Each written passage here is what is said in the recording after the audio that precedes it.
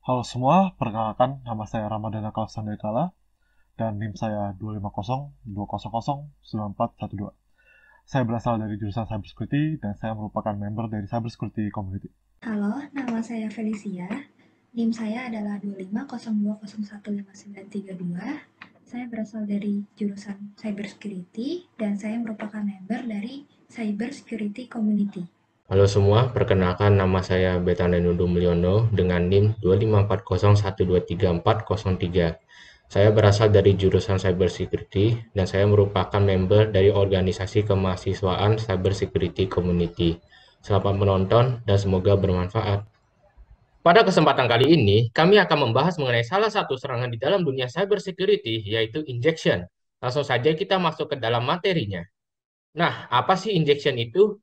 Jadi, injection merupakan sebuah tipe serangan di mana penyerang memasukkan sebuah kode ke dalam sebuah komputer atau perangkat lunak.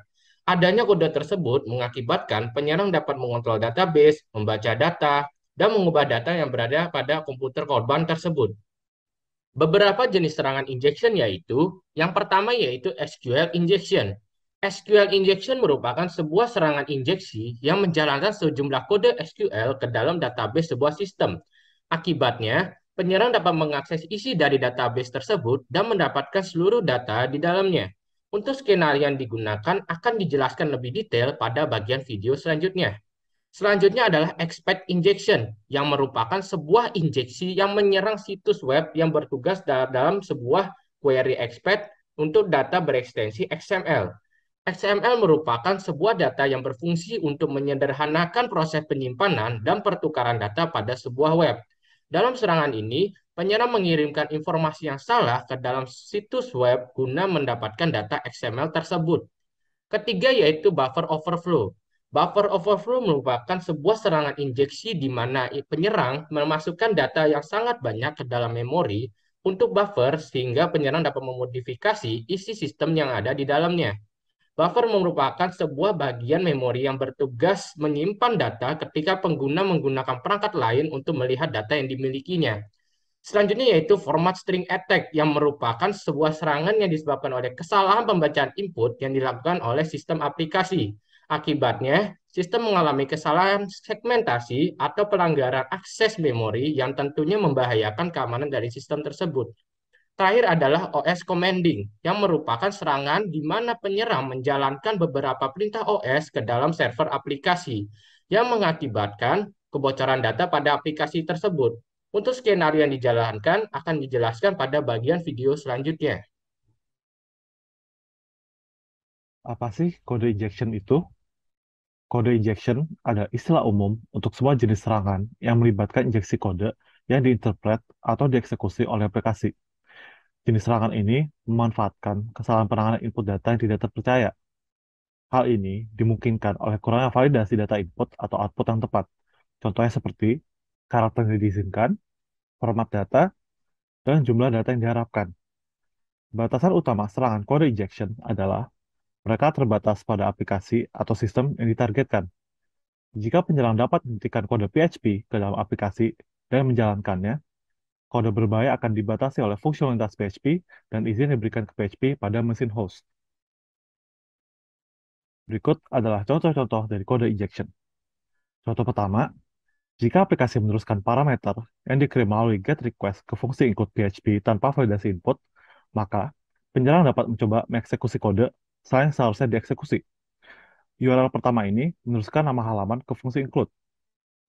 Sebagai contoh, penyerang memakai file devilcode.php yang berisi fungsi PHP info yang berguna untuk mendapatkan informasi tentang environment configuration di mana layanan web berjalan. Penyerang dapat meminta aplikasi untuk mengeksekusi kode PHP mereka menggunakan permintaan seperti URL kedua berikut.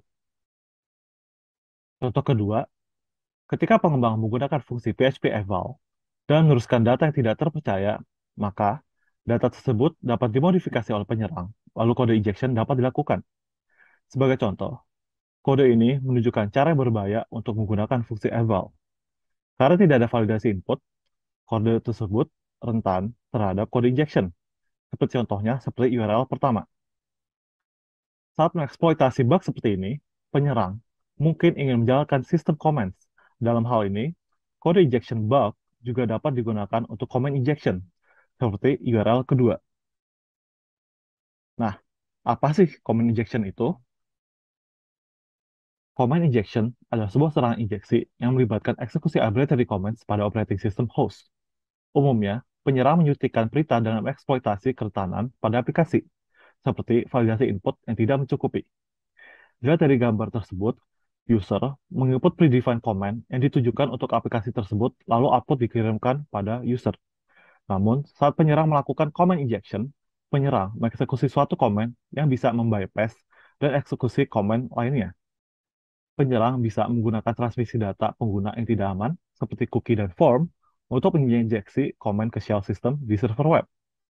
Penyerang kemudian dapat memanfaatkan privilege dari aplikasi yang rentan untuk mengambil alih server.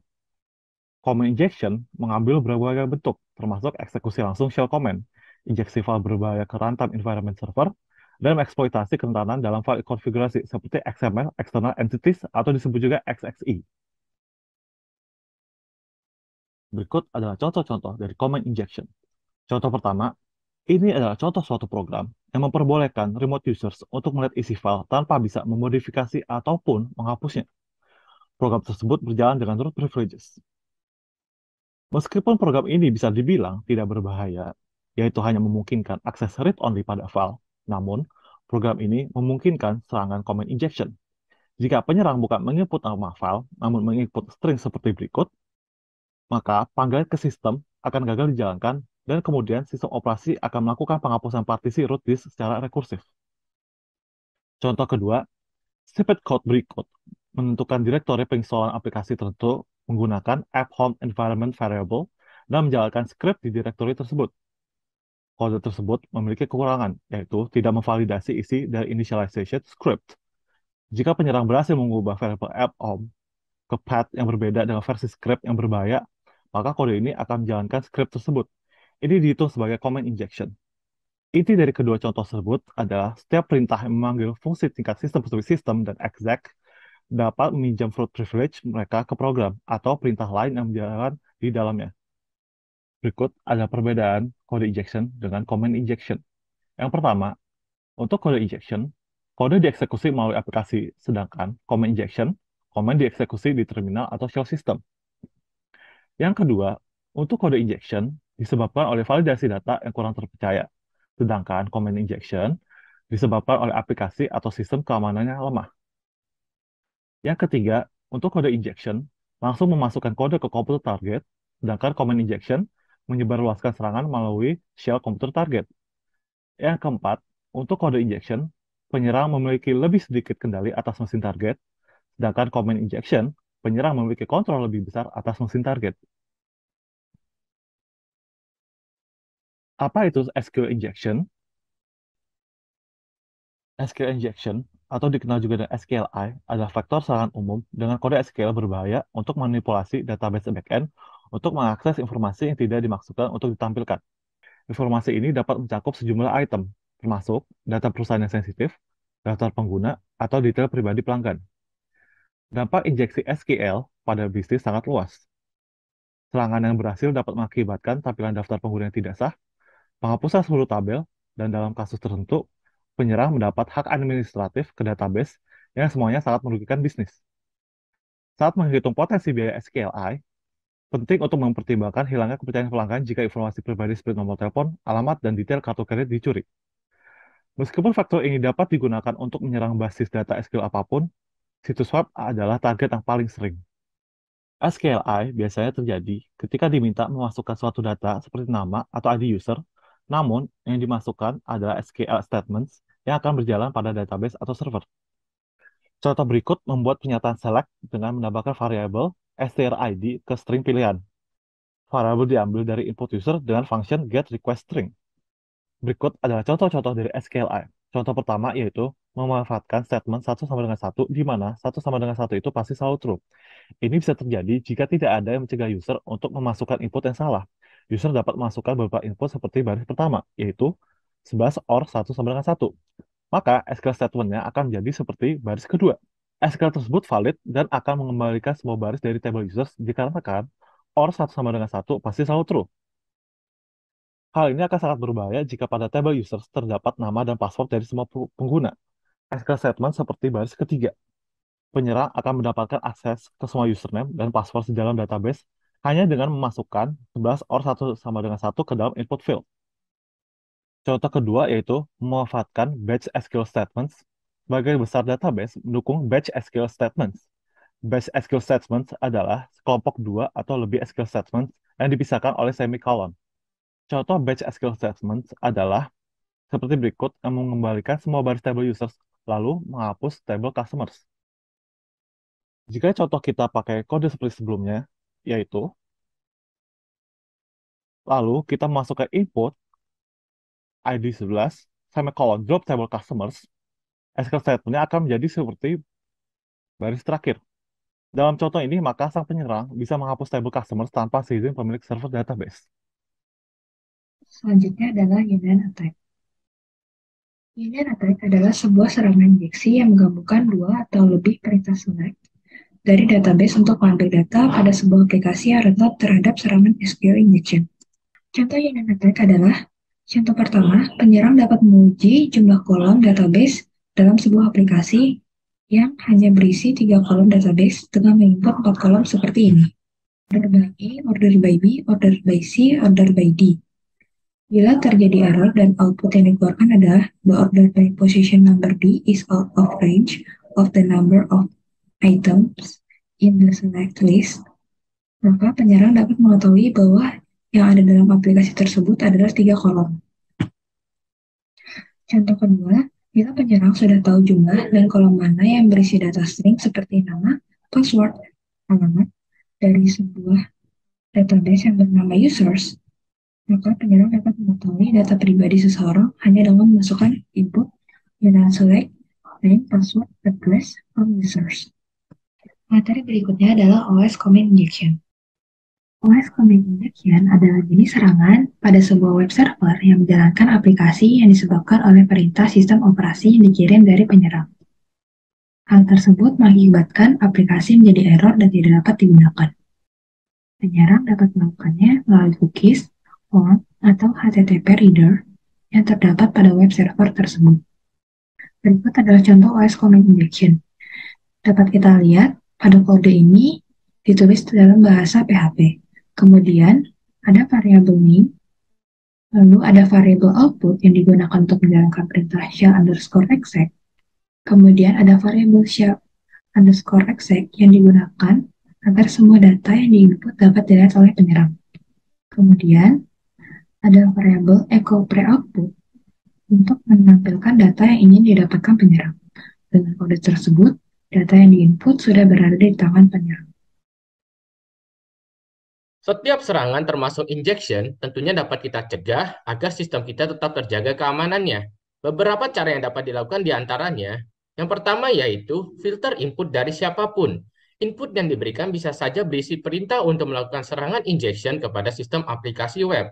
Oleh karena itu, diperlukan metode whitelisting yang merupakan sebuah metode autentikasi setiap input yang hanya menerima input data yang terpercaya saja, baik dari pengguna maupun pihak-pihak yang mengatur dan menjaga server tersebut.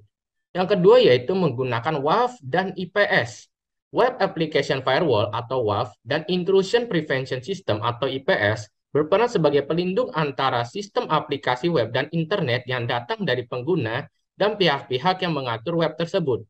Kedua fitur tersebut selalu memantau lalu lintas jaringan yang masuk ke dalam sistem aplikasi web dalam mendeteksi dan mencegah ancaman yang dapat membahayakan keberadaan aplikasi web sehingga keamanan sistem tetap terjaga. Ketiga yaitu mematikan notifikasi error. Fitur ini memang memudahkan para developer untuk menemukan masalah di dalam aplikasi website miliknya.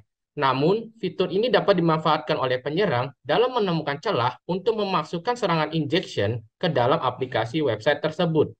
Keempat yaitu periksa keamanan sistem secara rutin. Dengan dilakukannya pemeriksaan sistem secara rutin, celah-celah yang menjadi titik kelemahan sistem dapat terdeteksi sehingga penyerang akan kesulitan dalam melakukan serangan injection. Yang terakhir yaitu gunakan sistem keamanan aplikasi website terbaru. Penggunaan sistem keamanan terbaru dapat memberikan fitur-fitur terbaru yang tentunya menyesuaikan keinginan para developer dalam menjaga sistem mereka sehingga serangan-serangan tersebut dapat dicegah lebih cepat. Kita lanjutin pertanyaan. Pertanyaan pertama, apa saja dampak yang ditimbulkan dari serangan injection? Jawabannya adalah B. Penjelasannya adalah dampak yang ditimbulkan antara lain aplikasi mengalami error, penyerang dapat mengontrol database, melihat data, dan mengambil data yang ada di dalam komputer milik korban. Pertanyaan kedua, apa yang menyebabkan kerentanan command injection? Jawabannya adalah A. Penjelasannya adalah command injection dapat terjadi karena aplikasi yang rentan meneruskan data yang disediakan pengguna yang tidak aman seperti formulir, key, header HTTP, dan lain-lain ke shell system. Pertanyaan ketiga, apa salah satu cara untuk melakukan SQL injection? Jawabannya adalah B. Penjelasannya adalah batch statement adalah sekelompok dua atau lebih statements yang dipisahkan oleh semikolon. Penyerang akan memasukkan suatu SQL statement tambahan saat input data, lalu sistem atau server menjalankannya. Dan tentu penyerang bisa menghapus, mengambil, dan mengubah sistem atau server. Pertanyaan keempat, apa peran shell_exec pada OS command injection? Jawabannya adalah B. Penjelasannya adalah shell_exec berperan agar semua data yang diinput pada web server dapat diterima dan dilihat oleh penyerang. Pertanyaan kelima, bagaimana peran WAF dan IPS dalam mencegah terjadinya injection? Jawabannya adalah D. Penjelasannya adalah WAF dan IPS berperan sebagai pemantau lalu lintas jaringan aplikasi web guna mencegah terjadinya ancaman serangan injection yang dapat membahayakan keberadaan aplikasi web itu sendiri. Berikut adalah referensi yang kami ambil untuk materi ini. Mohon maaf bila ada kesalahan dalam tutur kata kami. Sekian dari kami, terima kasih.